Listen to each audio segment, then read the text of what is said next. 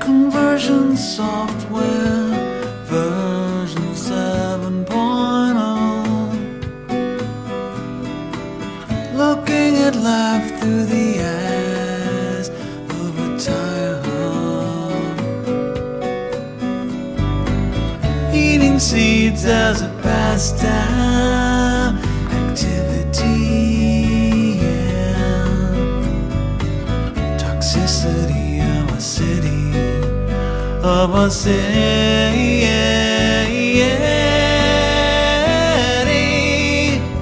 oh no, what do you want the world? How do you want disorder? Disorder now, somewhere between sacred silence, sacred silence. Wade, who lives on storm-devastated Staten Island, New York, based on the generators that were being allocated. One of those generators could power 400 houses, you know, and at least half the people over here can have some power. Staten Island is where Homeland Security Secretary Janet Napolitano toured. 657 housing inspectors are already on the ground here helping individuals look at their houses, make a decision as to whether the house has any possibility of being restored or whether it's a total loss. Frustration grows over long lines at gas stations and the prices. New Jersey's Attorney General Jeff Chiesa says more than 500 residents have said companies are price gouging after the storm on everything from gas to generators to hotels. And if they're caught, they should know that that one event could cost them $10,000. If they do it again, it'll cost them $30,000 total. New Jersey going after storm profiteers with more than 60 subpoenas. Andy Field, ABC News. Oh no, what do you want the world? How do you want disorder? Disorder now, somewhere between sacred silence, sacred silence and the sleep.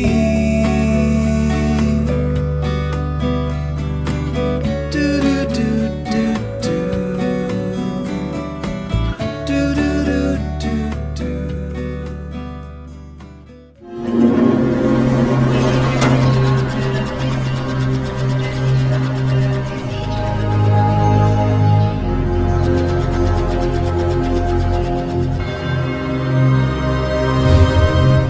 We live in an interconnected and increasingly globalized world. Thanks to international jet travel, people and the diseases they carry can be in any city on the planet in a matter of hours.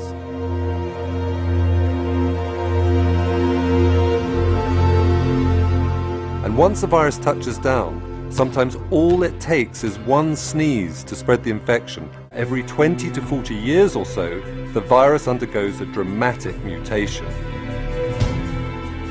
Usually this occurs when a wild flu virus circulating in ducks and farm poultry meets a pig virus and they exchange genes. This process is known as antigenic shift and has occurred throughout human history. The first recorded pandemic occurred in 1580. The 18th and 19th centuries saw at least 6 further pandemics. In terms of mortality, none can compare with the Great Flu pandemic of 1918. The first indication of the pandemic came in the spring, when American troops in northern France began complaining of chills, headaches and fever. Then, the following September, at a US Army barracks near Boston, soldiers started collapsing on parade. prompting their removal to the camp infirmary.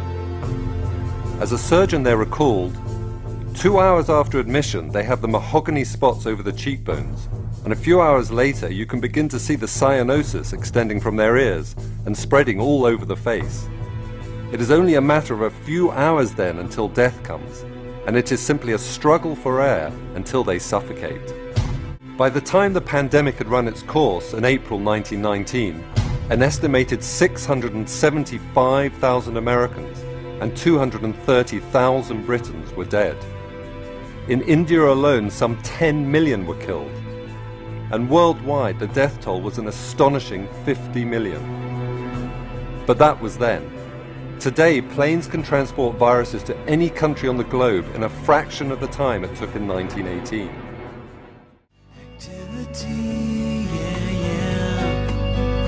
Police described it as 60 seconds of anarchy. A so-called flash mob, more than 24 people, invaded a 7-Eleven convenience store this past weekend in suburban Washington and stole anything they could get their hands on. It is the latest example of what police and retailers around the country say is a growing and troubling trend. But using that same technology, it has quickly turned ugly. Flash mob robberies reported in many major cities in the country, including this one in Las Vegas and this one in St. Paul, Minnesota. At the Wisconsin State Fair last week, a flash mob turned into a violent free-for-all with racial overtones. My mom just got attacked by a flash mob. Punched in the face for no reason.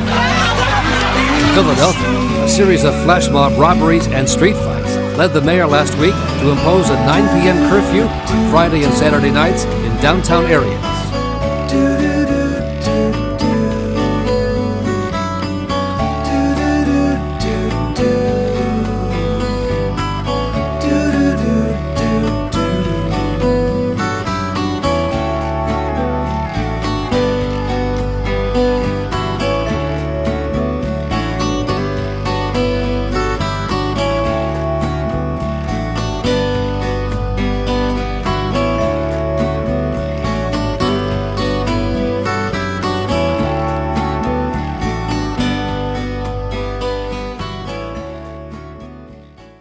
That means that North Korea is farther along in developing the technology to fit a nuclear warhead on a long-range missile that could feasibly reach the United States.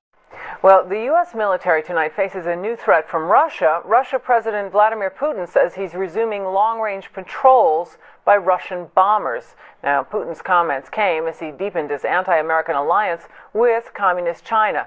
It's an alliance the United States is watching with increasing concern. The electromagnetic pulse is an intense pulse of electromagnetic energy that's produced by a nuclear weapon when it's detonated above the Earth's atmosphere.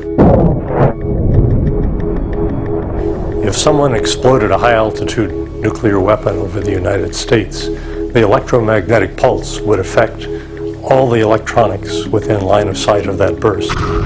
An EMP produces damaging current and voltage surges, burning out the semiconductor chip of any electronic device within line of sight. The result of that is a complete shutdown of the electronic system. Were the blast to occur high enough, the entire continental United States would be left with no electric power or the things that depend on electric power. Medical services wouldn't be available because they needed electric power. Telephones wouldn't work. The traffic lights would stop working. Big traffic jam. Transportation would be shut down. Electronic funds transfer wouldn't work, so you wouldn't get your paycheck. You wouldn't be able to use your credit card. Food stocks would run out very quickly. Everything we know about life today that makes it convenient and efficient would be shut down.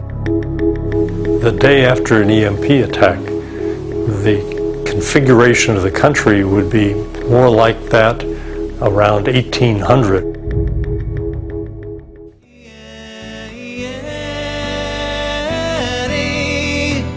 Oh no, what do you want the world? How do you want disorder? Disorder now, somewhere between sacred silence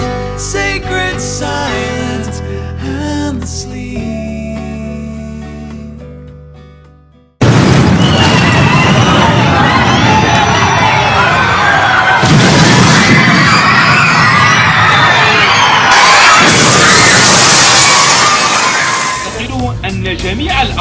لا بد أن تكون تحت حكم الإسلام، لا يخرج عن ذلك ذرة واحدة منه. نحتل العالم من أجل أن تنتصر كلمة لا إله إلا الله محمد رسول الله على قبة موسكو وواشنطن وباريس.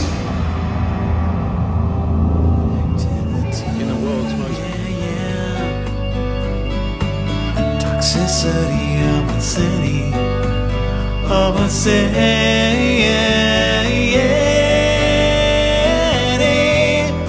Oh no, what do you want the world? How do you want disorder?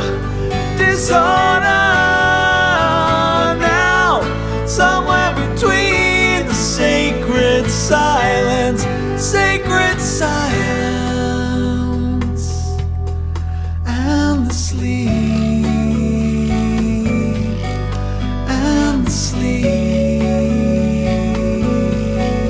and the sleep, and the sleep.